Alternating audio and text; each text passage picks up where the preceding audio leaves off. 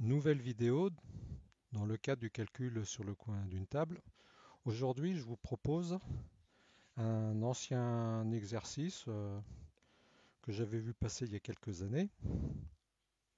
C'est un TGV lancé à 300 km/h,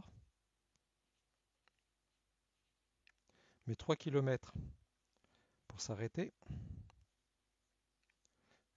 La question, c'est quel est le coefficient de frottement? Coefficient de frottement roue-rail.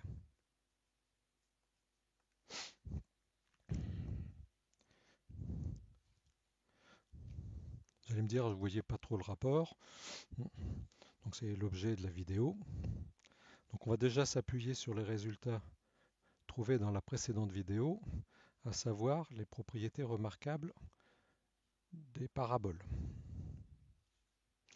Donc là, nous avons un freinage, on va dire, à la limite du glissement entre la roue et le rail. Donc on va se mettre à une valeur telle, si on considère la roue, le rail, nous allons avoir d'un côté l'accélération de la pesanteur, de l'autre côté la décélération. Et si l'ensemble de la masse de notre TGV repose bien sur l'ensemble des roues qui freinent, si on se place à la limite du décollement, donc du glissement, on va avoir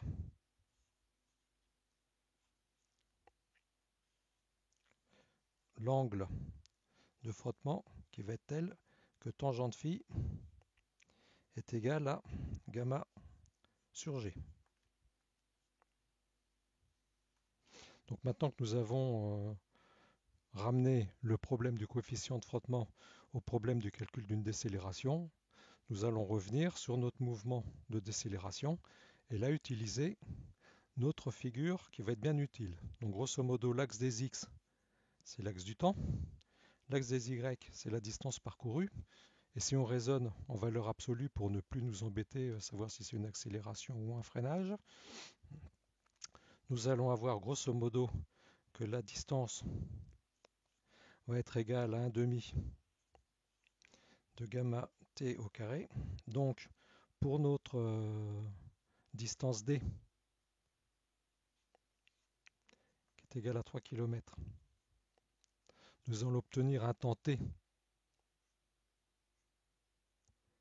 qui va être tel que la distance va être égale à la vitesse que multiplie le temps sur 2, parce qu'en fin de compte, on va se promener sur la courbe, du moins sur la tangente, parce que le mouvement peut être amené à une période d'arrêt suivie d'une période à vitesse constante. D'accord?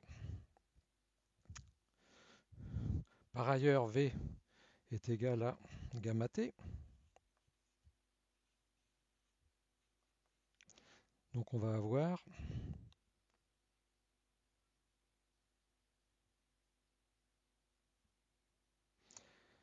gamma, c'est égal à V sur T, et c'est égal à V2 sur 2D.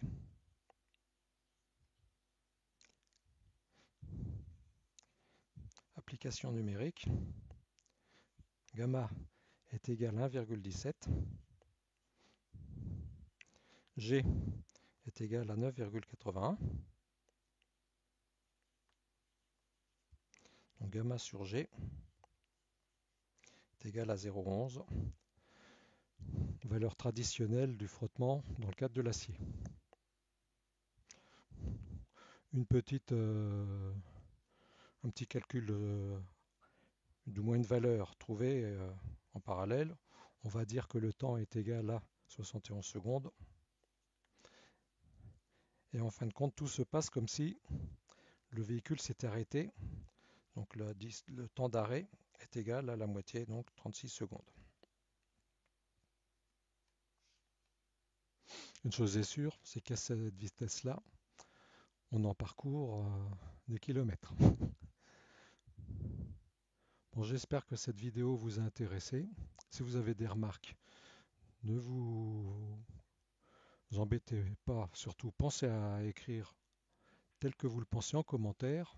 Je prendrai en compte pour la réalisation des prochaines vidéos. Je vous remercie, à une prochaine fois.